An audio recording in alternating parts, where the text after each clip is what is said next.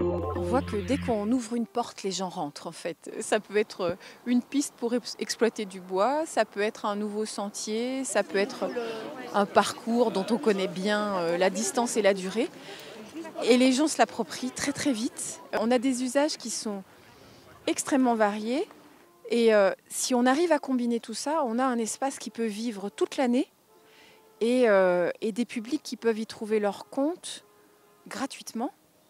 Donc ça répond à un enjeu de santé publique, de lien social et de transmission du bien-être en forêt.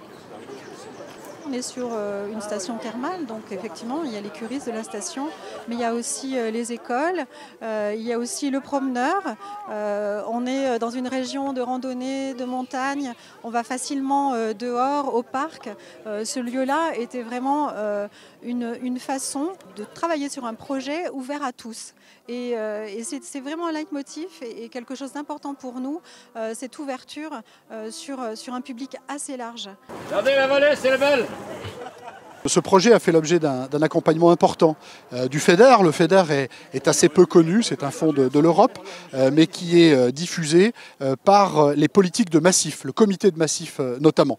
Et ce dossier, nous lui avons porté un intérêt tout particulier, compte tenu de ce qu'il apporte en termes de diversification à la montagne, en termes de valorisation du milieu naturel et de véritable complémentarité aussi avec la station thermale et les politiques touristiques qui sont portées par la communauté de communes des Vallées d'Aigues Blanches. C'est des petites fourmis.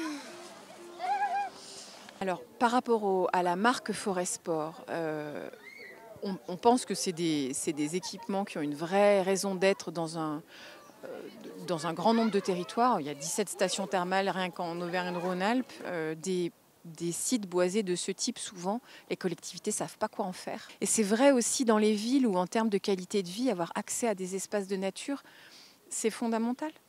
Donc on espère que ça va se développer.